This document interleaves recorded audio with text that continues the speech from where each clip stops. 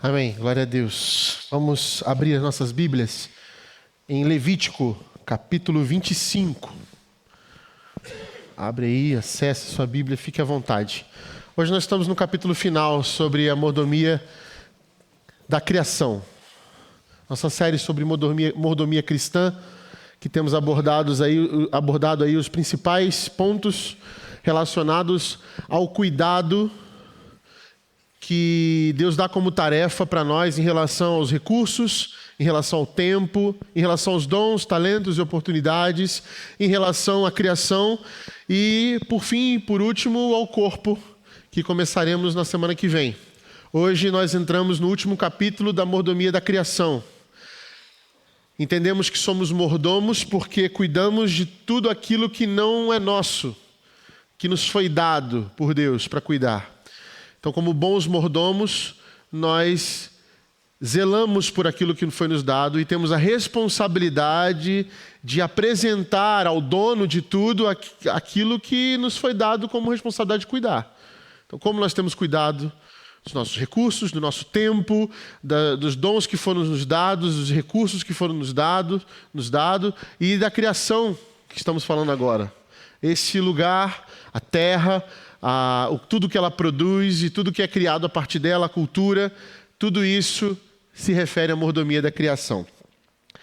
Levítico capítulo 25 é um texto muito tradicional dentro da fé judaica. É chamado de o ano do jubileu. Ali, nesse capítulo, nós vamos ler aqui dois mandamentos muito importantes a respeito da economia da terra, a respeito da criação. Então eu leio do versículo 1 em diante. O Senhor disse a Moisés no Monte Sinai: Diga o seguinte aos israelitas: quando entrarem na terra que dou a vocês, a própria terra descansará um sábado para o Senhor. Durante 6 anos semeiem as lavouras, aparem as suas vinhas e façam a colheita das suas plantações. No 7º ano, porém, a terra terá um ano de descanso sabático, um sábado dedicado ao Senhor. Não semeiem as lavouras, nem aparem as suas vinhas. Não colham o que crescer por si mesmo, nem colham as uvas das suas vinhas que não forem podadas. A terra terá um ano de descanso.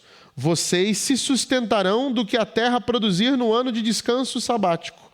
Você, o seu escravo, a sua escrava, o trabalhador contratado, o residente temporário que vive entre vocês, bem como os seus animais de rebanho, os animais selvagens da sua terra, tudo que a terra produzir poderá ser comido. Contem 7 anos sabáticos 7 vezes 7 anos. Esses 7 anos sabáticos totalizam 49 anos. Então façam soar a trombeta no 10º dia do 7º mês, no dia da expiação. Façam soar a trombeta por toda a terra de vocês. Consagrem o 50º ano e proclamem libertação por toda a terra a todos os seus habitantes. Este será um ano de jubileu, quando cada um de vocês voltará para a propriedade de sua família e para o seu próprio clã. O 50º ano será jubileu. Não semeiem, não ceifem o que cresce por si mesmo, nem colham das vinhas não podadas. É jubileu e será santo a vocês. Comam apenas o que a terra produzir. Nesse ano do jubileu, cada um de vocês voltará para a sua propriedade. Se vocês venderem alguma propriedade ao seu próximo, ou se comprarem alguma propriedade dele, não explorem uns aos outros. O que comprarem do seu próximo será avaliado com base no número de anos desse jubileu. Ele fará a venda com base no número de anos que restam de colheitas. Quando os anos forem muitos, vocês deverão aumentar o preço, mas quando forem poucos, deverão diminuir o preço, pois o que ele lhes está vendendo é o número de colheitas. Não explorem um ao outro, mas temam a Deus de vocês. Eu sou o Senhor, o Deus de vocês. Pratiquem os meus estatutos, obedeçam as minhas ordenanças, e vocês viverão em segurança na terra. Então a terra dará o seu fruto, e vocês comerão até fartar-se, e ali viverão em segurança. Caso vocês perguntem, que iremos comer no 7º ano, se não plantarmos nem fizermos a nossa colheita? Saibam que enviarei a vocês a minha bênção no 6º ano. E a terra produzirá o suficiente para 3 anos. Quando vocês estiverem plantando no 8º ano, comerão ainda da colheita anterior, e dela continuarão a comer até a colheita do ano. A terra não poderá ser vendida em caráter perpétuo, porque ela é minha, e vocês não apenas estrangeiros e imigrantes. E vocês são apenas estrangeiros e imigrantes em toda a terra que possuírem, concedam o direito de resgate da terra. Pai, obrigado, Senhor, pela sua palavra. Obrigado porque ela chega até nós com responsabilidade. Nos ensina, Senhor, sobre ela. Que o teu Santo Espírito nos conduza esta manhã através dela. Em nome de Jesus. Amém. A mordomia da criação consiste em administrar a terra e seus recursos segundo o propósito do verdadeiro proprietário. Deus. Deus é o dono da terra. Não eu nem você. Levítico 25 está ensinando que a criação não existe para exploração ilimitada, mas para ser administrada com descanso, justiça e responsabilidade diante de Deus. Por que eu digo que é um texto muito tradicional na fé judaica? Porque os cristãos dificilmente leem esse texto. Dificilmente a gente entende, inclusive, esse texto. Ou entende o que consiste essa ordenança que Deus está dando aqui. Mas ele é um texto bíblico. Portanto, ele pode ser tradicional na fé cristã, na fé judaica, mas ele é um texto cristão. É um texto nosso. É um texto que Deus está ensinando a gente a cuidar da terra. Eu fico às vezes, espantado, talvez seja a palavra, como Deus, ele, apesar de falar as coisas várias vezes para a gente, ou apesar de tantas coisas que a gente faz errado, ele ainda insiste em ensinar para a gente as coisas como deve ser feita. Apesar da gente ter sido expulso de um lugar de delícia, de um lugar como Éden, como o Jardim do Éden, que era um jardim que tinha tudo para a gente, Deus ainda assim, mesmo castigando a gente, mesmo a gente sendo castigado pelo nosso mal, sendo jogado num lugar em que a gente amaldiçoa a terra, ele ensina a gente a abençoar a terra, a transformar essa terra que por nós foi amaldiçoada numa terra que produza bem, uma terra rica. Deus é um pai tão bondoso que mesmo que ele colocou de castigo, ele vai ver se você está bem no castigo. Sabe quando você briga com seu filho, com sua filha, você que é papai, que é mamãe, e aí você vê ele chorar, aí você vai dar umas piadinhas, vai ver se está tudo certo, se não está precisando de alguma coisa, porque você já fica meio assim. Deus é esse Deus amoroso, que apesar de muito bravo com a gente, porque a gente fez besteira, ele está lá ainda ensinando, vem cá, você não está sabendo fazer, olha aqui, faz desse jeitinho aqui, vai dar certo. Entendeu? Aí você olha e você fica perguntando, mas ele não está bravo comigo? Né? E Deus está lá mostrando para a gente, tintim por tintim, ensinando, olha, faz desse jeito, dá detalhes, dá números. Como que você tem que administrar? Certo? Mas a gente vive numa cultura hoje, 2026, anos e anos depois de tudo que foi passado para Moisés aqui, para o povo naquela época que estava prestes a entrar numa terra nova. A gente vive uma cultura completamente diferente. Ela é marcada pela ideia da posse e da produtividade. Deus ensinou, fez bonitinho, ensinou para a gente, mostrou como tem que fazer. E a gente fez o quê?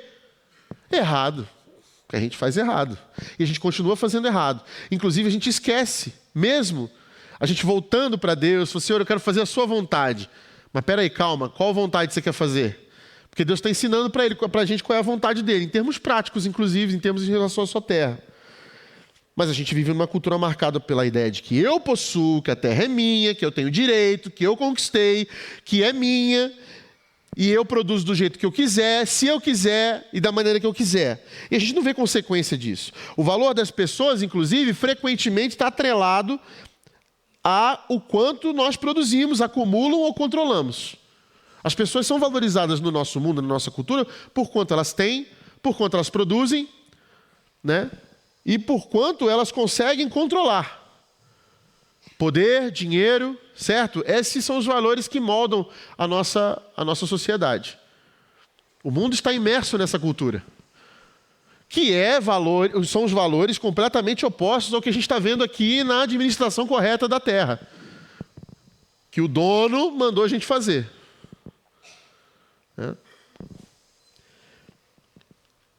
Em Levítico 25, a gente recebe essa visão radicalmente diferente.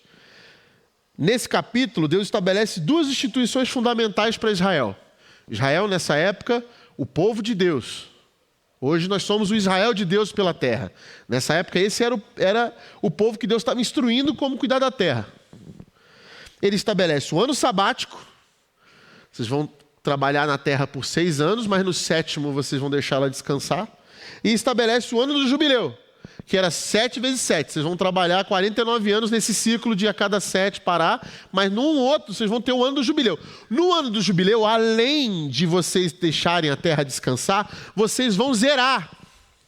Vão zerar. O que ele está ensinando? Todo mundo volta para a terra que começou.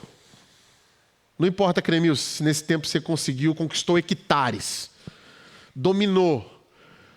Sua habilidade de gestão é muito melhor que a habilidade do Rodrigo. O Rodrigo ali, na verdade, perdeu, inclusive. Hoje o Rodrigo trabalha para o Cremilson. Porque não soube administrar muito bem, não soube gerir, acabou vendendo, perdeu, mas o Cremilson dominou.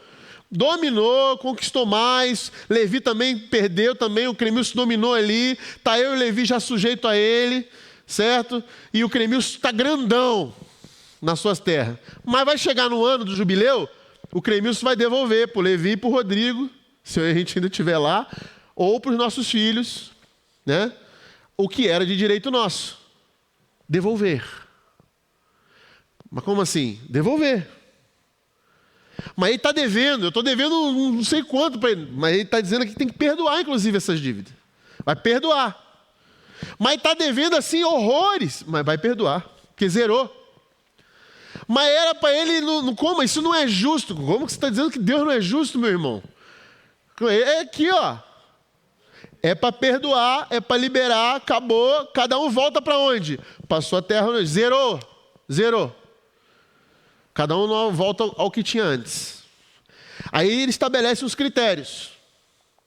Vai ter aqui uma proporção, obviamente, para que seja tudo certinho, mas vamos zerar os recursos. E aí você fica falando, que doideira é essa? E ele está falando, inclusive, ele está falando sobre escravo, ele está falando sobre trabalhadores contratados, ele está falando sobre todo um ecossistema de manutenção do latifúndio. Tá bom? Vocês estão me entendendo o que está sendo dito aqui, gente? Vocês estão entendendo, né? Eu não preciso falar claramente para vocês entenderem. Uma manutenção de terras. Essas leis revelam uma profunda teologia da criação e da mordomia. O texto nos ensina que a terra, a produção agrícola, a economia e os relacionamentos humanos estão todos submetidos à soberania de Deus. Isso aqui que nós estamos lendo é soberania de Deus. Tá bom? Vocês podem levar esse texto para quem vocês quiserem. Não gostei do que o pastor Rodrigo falou. Não sou eu o que estou fazendo isso aqui. Inclusive, eu tenho até desafios com esse texto. Tá bom? Certo? Qualquer coisa vocês podem levar para quem vocês quiserem. Deus falou para Moisés. É com o Senhor, Deus. Hoje é dia do pastor, né? O pastor, como a Rose falou, ele é incumbido também de falar palavras difíceis. Não queria nem estar falando. Né, Laures? Mas a gente precisa falar algumas coisas. E às vezes precisa dizer o que não é óbvio. Ou o que é óbvio. As pessoas cooptam pautas e jogam para ideologias para você viver achando que isso não é uma coisa que tem que ser feita. Isso não é ideologia, isso é manutenção da terra.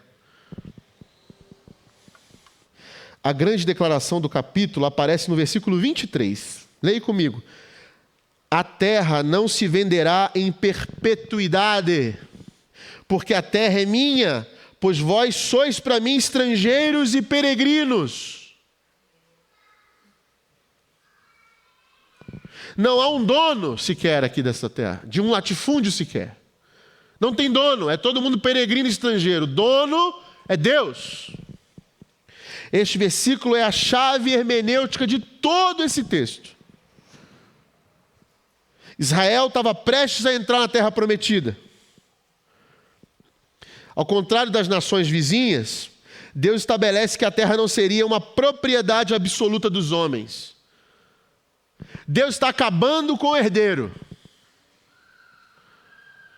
Aí o herdeiro vai falar assim, mas peraí, meu avô, cara, trabalhou tanto para ter essa terra. Ele foi lá, deu sangue por essa terra, ele suou o trabalho dele, ele trabalhou. Seu avô fez isso, parabéns, agora chegou a sua vez de fazer isso.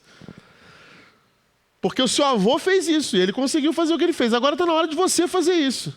Ah, mas o que o seu avô já era, meu irmão. 50 anos a gente divide, a gente zera.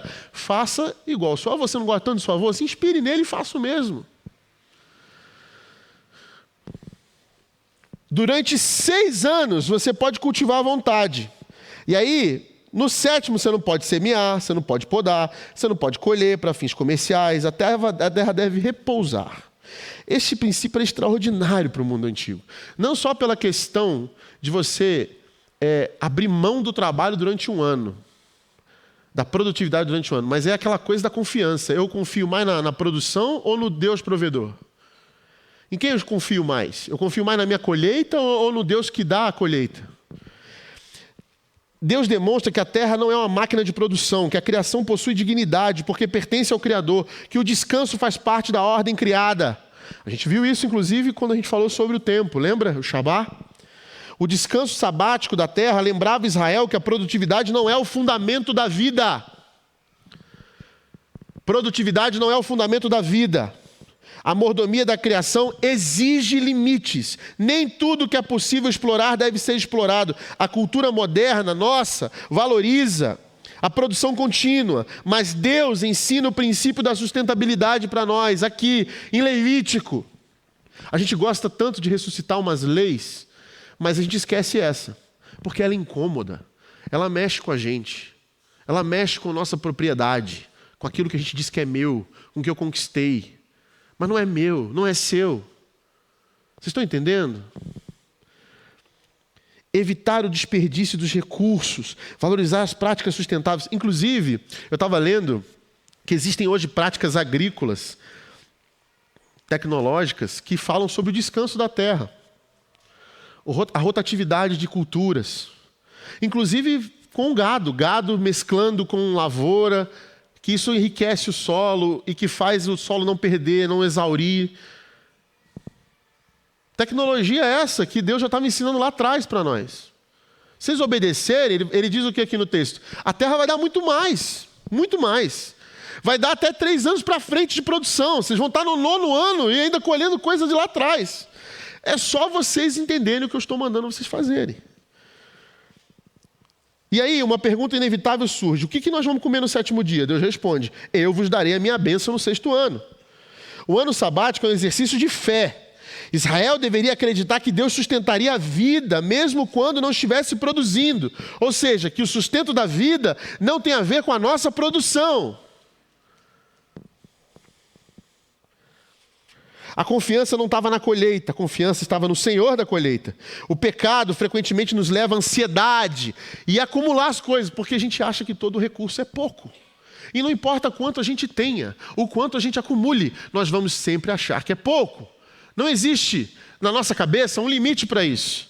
Com mais que você tenha, por mais que você tenha, você vai continuar achando que é pouco. Se a gente não tivesse esse sentimento, não existia trilionários no mundo. E hoje já temos. O que não faz o menor sentido. O menor sentido. Por quê, pastor? Porque tem gente morrendo de fome. É simples assim.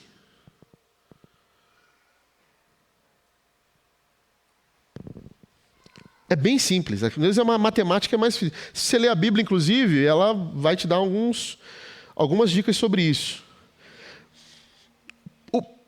nós temos esse pensamento medíocre de não sabermos que o que temos é suficiente, sempre essa insuficiente, a gente explora excessivamente a terra, os recursos, e olha que legal, ou não legal, as pessoas, o tempo. Mas Deus ensina que a segurança não está na acumulação, mas em si, na sua provisão. A segurança não está na acumulação, mas na provisão. A boa mordomia nasce da confiança. Quem não confia em Deus tende a explorar tudo ao seu redor. Tudo. Tudo. Quem confia em Deus aprende a administrar com equilíbrio. Em quem tenho colocado a minha segurança? Confio mais nos meus recursos ou no Senhor? Minha forma de viver demonstra ansiedade ou dependência de Deus? E aí a gente chega na doutrina, ou no mandamento, ou na ordem do jubileu. O jubileu acontecia a cada 50 anos. E aí era tocada uma corneta, uma trombeta, né? Falou aqui no texto. Essa trombeta, no judaísmo, chama Yovel. Yovel quer dizer chifre de carneiro, porque ela era uma trombeta com o formato de um chifre de carneiro. Isso era suado. No dia da expiação do 50º ano, quando chegava no dia da festa da expiação, eles tocavam essa trombeta. Para os rabinos, aquele som possuía um significado profundo. Era um anúncio de que as dívidas terminavam. Acabou. As propriedades retornavam, as famílias eram restauradas, os desequilíbrios econômicos eram corrigidos. O ano do jubileu nada mais é do que a manutenção da riqueza, para que a riqueza não fique concentrada na mão de um só. Deus está ensinando, se vocês não fizerem isso, vai haver concentração de riqueza, vai haver desigualdade. Esse é o princípio das dores. O ano do jubileu é a manutenção dessa riqueza, para que haja, sim, sempre um jeito de recomeçar. Era como se Deus tivesse, vocês esqueceram que é o dono de tudo? Não são vocês não, agora eu vou lembrar vocês. A função social do jubileu era essa. Os comentaristas, principalmente os judeus, eles perceberam que o jubileu impedia o surgimento de uma aristocracia permanente, estabelecida, dominante. Porque, afinal, se você concentra a riqueza por muitos anos perpetuamente, os herdeiros vão continuar sendo aqueles mesmos pessoas, aquilo ali, e por anos e anos, aquele domínio aristocrata vai se perpetuar. Percebe a desigualdade, o problema social que isso gera? Então, nenhuma família poderia monopolizar indefinidamente a riqueza. Nenhuma família deveria permanecer presa para sempre à pobreza. O sistema foi criado para impedir que o fracasso de uma geração condenasse as próximas gerações. Entenderam isso? Não é porque uma geração anterior foi ruim que vai te amaldiçoar para todo sempre. Não, porque há uma manutenção, há uma sustentação, porque a terra precisa disso.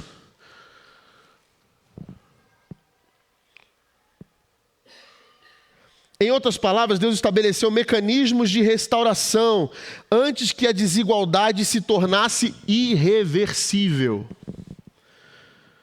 No jubileu, as terras retornam para as famílias originais. As dívidas eram interrompidas. Os desequilíbrios econômicos eram corrigidos. Isso impedia a concentração permanente de riqueza e de propriedade. A terra não poderia ser monopolizada indefinidamente. A criação foi dada para beneficiar toda a comunidade da aliança. Deus não permite que alguns transformem seus dons, seus recursos em instrumentos permanentes de opressão. Ele não permite isso. Se é Deus que está dando a riqueza, o recurso, Ele não pode permitir que esse recurso vire opressão contra o pobre. Não pode. Então Ele estabelece um mecanismo de restauração. A terra deve servir à vida e não à ganância. A crise ambiental frequentemente está ligada à injustiça social. Por quê? Porque a exploração desenfreada da criação normalmente beneficia poucos e prejudica muitos. A visão bíblica une cuidado com a criação, justiça econômica e amor ao próximo. Usar recursos que Deus dá, recursos naturais para nós, riquezas, tem que ser com senso comunitário. Combater formas de exploração humana, praticar generosidade, reconhecer a responsabilidade social da mordomia cristã. Nós somos mordomos, não somos proprietários. Chegamos ao centro teológico do capítulo. A terra é minha. No hebraico, a declaração é enfática. Deus reivindica propriedade absoluta sobre a terra. Israel ocupa a terra apenas como estrangeiro, peregrino, administrador. É a mesma linguagem que aparece posteriormente nos Salmos, por exemplo, e nos profetas. O pecado humano começou justamente quando o homem quis ser dono daquilo que Deus havia confiado a ele, não dado para ele como posse. E aí começa o pecado humano. Tudo pertence ao Senhor, a terra, os recursos, os bens, o tempo, os talentos, a própria vida. A pergunta não é o que eu posso fazer com aquilo que é meu. A pergunta é como posso administrar aquilo que pertence a Deus. Essa mudança de perspectiva transforma completamente nossa relação com a criação. Levítico 25 apresenta uma das mais profundas teologias bíblicas da criação. A criação precisa de descanso. Deus estabeleceu limites para o uso da terra. Nem toda oportunidade de lucro deve ser explorada. A mordomia exige confiança, porque nossa segurança está em Deus e não na produção incessante. A riqueza deve servir à vida, porque a economia existe para as pessoas e não as pessoas não existem para a economia. E Deus é o verdadeiro proprietário, toda a criação pertence ao Senhor. A terra descansa porque pertence a Deus. Se eu pertenço a Deus, eu descanso. Se a terra pertence a Deus, ela descansa. E o descansar é dependência daquele que é o verdadeiro dono do universo. Após compreender o propósito do jubileu, surge uma pergunta inevitável. O que Deus diria ao nosso sistema econômico moderno à luz de Levítico 25? Pense aí você comigo. Se Deus pudesse falar conosco, no mesmo episódio como falou com Moisés, o que ele diria para nós sobre como vivemos hoje? O jubileu confronta a concentração excessiva de riqueza. O sistema contemporâneo tende naturalmente à acumulação. Quem possui patrimônio gera mais patrimônio. Quem possui capital gera mais capital. Ao longo das gerações, isso produz enorme concentração de riqueza. E o jubileu funciona como um freio. Ele não eliminava a propriedade privada. Veja, isso é importante. Mas impedia que ela se tornasse absoluta. A riqueza não deve se concentrar indefinidamente. Ela deve servir ao bem comum. Nós não estamos concorrendo com o nosso irmão. Ele é nosso irmão. Nós estamos por ele, para ele e com ele. E não contra ele. E não que se lasque ele porque estou fazendo o meu. Em Israel, uma dívida não poderia condenar uma família para sempre. Hoje encontramos milhões de pessoas presas em financiamentos, juros abusivos, crédito predatório, consumo impulsionado pelo mercado. E agora, para piorar, cassinos legalizados, como as bets. Ninguém pode esquecer disso, porque está aí na nossa cara, em cada comercial da Copa do Mundo. Para todo lado. Endividamento aos horrores. Muitas vezes a dívida produz uma espécie de servidão econômica. E o jubileu lembrava que a economia deve oferecer caminhos de restauração e não de perpetuação. Ele não é apenas um mecanismo de cobrança. O jubileu coloca limites no mercado. O mercado nosso de hoje frequentemente assume que tudo pode ser transformado em mercadoria. E Levítico vai dizer que existem limites morais. Nem tudo possui apenas valor financeiro. Então a Bíblia está dizendo para nós, a terra possui dignidade, as pessoas possuem dignidade, o descanso possui dignidade, o lucro não pode ser o único critério para organizar a sociedade. E aí surge essa sustentabilidade, que na Shemitah, que é a palavra do jubileu, obrigava a terra a descansar. Esse ciclo de descanso chama Shemitah. Isso significa que Deus incorporou a lei, um princípio ecológico, milhares de anos antes do surgimento das discussões ambientais modernas. O sistema econômico atual frequentemente depende do crescimento contínuo. O resultado pode ser esgotamento dos recursos, degradação ambiental, exploração excessiva da criação. E o jubileu ensina que a boa mordomia exige limites. O jubileu defende o direito do recomeço. E talvez essa seja a lição mais bonita do jubileu. e talvez a mais poderosa, nenhum fracasso deveria definir uma pessoa para sempre. Nenhum fracasso deveria definir a pessoa para sempre. A cada 50 anos havia uma nova oportunidade. A lógica do reino é diferente da lógica do mercado. O mercado pergunta, quanto você vale? Deus pergunta, quem você é? O mercado recompensa desempenho. Deus oferece restauração. E o mais incrível disso tudo é que o jubileu aponta para uma persona. Por isso que é importante nós voltarmos a ele frequentemente e nos lembrarmos disso. Para espantarmos dele também pautas que talvez vieram na sua cabeça aí hoje que não tem nada a ver com ele. Porque a gente vive num mundo em que essas pautas tentam se apropriar de tudo, e não é sobre isso, é sobre Bíblia. Jesus anuncia libertação aos cativos, restauração aos quebrantados, esperança aos excluídos. O jubileu não era apenas uma política econômica, era uma profecia. Uma profecia. Apontava para um mundo onde ninguém seria permanentemente escravizado, onde ninguém seria permanentemente excluído. A criação seria restaurada. Deus reinaria sobre todas as coisas. Por isso, a grande mensagem de Levítico 25 para a igreja hoje é: a criação não é nossa, a riqueza não é nossa, a terra não é nossa, tudo pertence ao Senhor. E a pergunta que permanece é: estamos vivendo como proprietários ou como mordomos daquilo que Deus nos confiou? Eu sou dono da criação, eu sou dono da minha riqueza, eu sou dono desta terra que me foi dada, que eu consegui, e eu sou dono, inclusive, do Deus a quem eu sirvo. E eu faço isso com Ele, então sou capaz de fazer isso com todos os meus irmãos. E se eu me torno dono dos meus irmãos, eu posso dizer a ele o que tem que ser feito, o que deve fazer, ou o que eu posso fazer com ele, porque me tornei dono, inclusive, do Deus a quem digo que sirvo.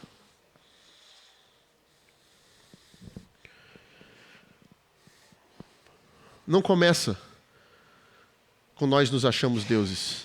Começa nós nos achamos donos de alguma coisa. Começa quando a gente não ensina ao nosso filho pequeno que não é dele, para que ele não possa dividir. Não é seu. Cristo inaugura o tempo da restauração, da libertação, da reconciliação. Por meio dele, não apenas as pessoas são redimidas, mas toda a criação caminha para a sua renovação final. Onde está isso, Pastor Rodrigo? Lá no Novo Testamento, Romanos capítulo 8, diz assim, versículo 19: a natureza criada aguarda com grande expectativa que os filhos de Deus sejam revelados. A natureza aguarda com expectativa que os filhos de Deus sejam revelados. Pois ela foi submetida à futilidade, não pela sua própria escolha, mas por causa da vontade daquele que a sujeitou, na esperança de que a própria natureza criada será libertada da escravidão, da decadência em que se encontra, para a gloriosa liberdade dos filhos de Deus. Vocês estão entendendo o que esse texto está dizendo? Sabemos que toda a natureza criada geme até agora como em dores de parto.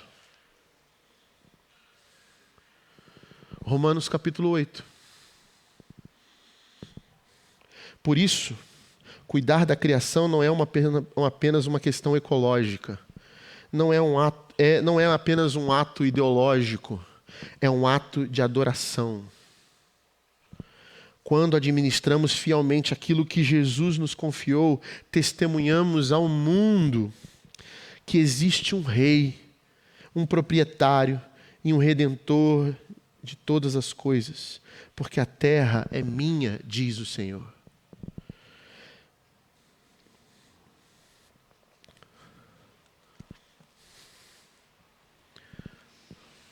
Quando a gente se converte a Jesus,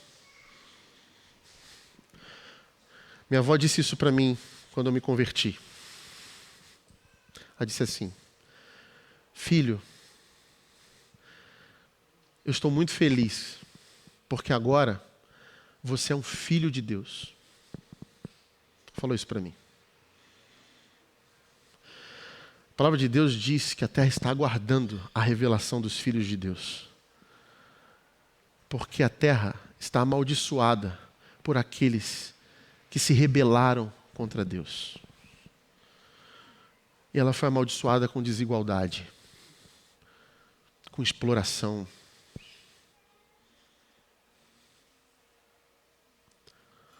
com ganância,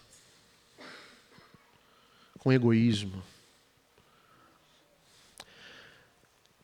A terra está aguardando que os filhos de Deus se levantem e digam: não mais. Acabou.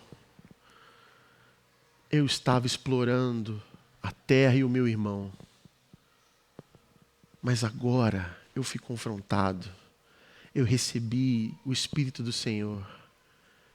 Eu preciso cuidar da terra como o Senhor me manda eu cuidar.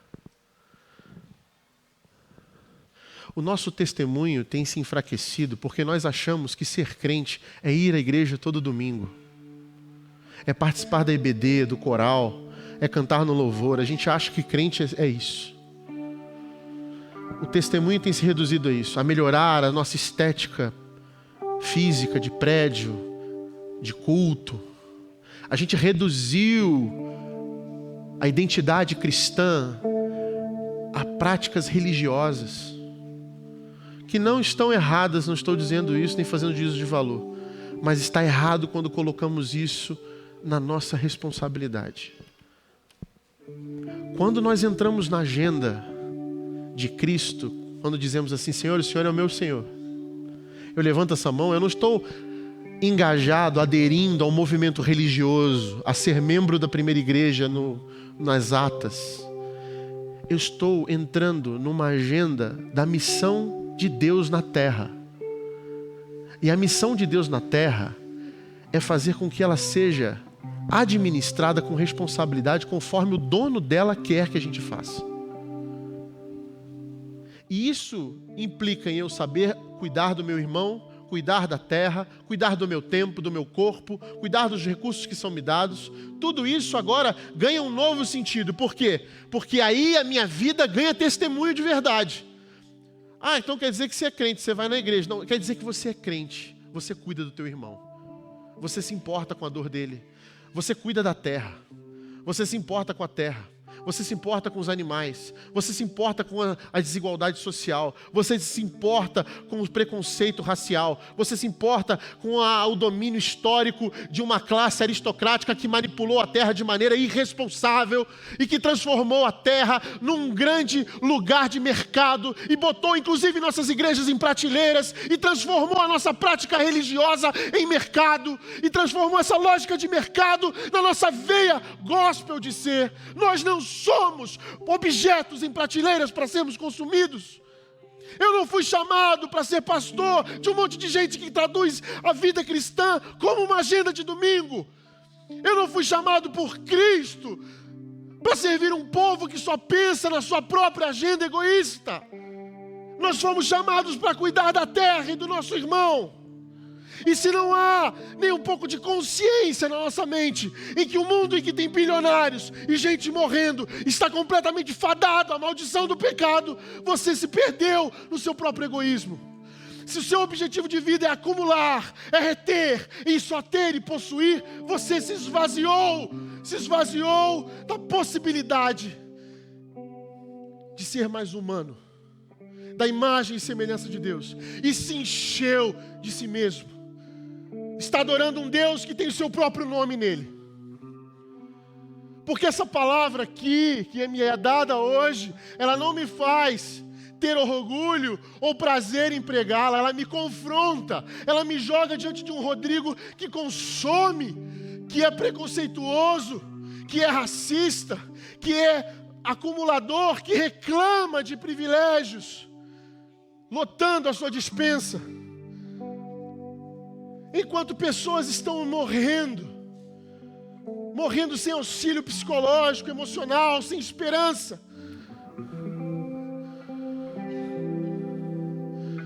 Enquanto o povo de Jesus não esperança, não vive a verdadeira revelação do que os homens redimidos devem viver, nós vamos continuar atribuindo a nossa missão aqui na terra a uma agenda religiosa. enquanto a nossa missão é muito maior.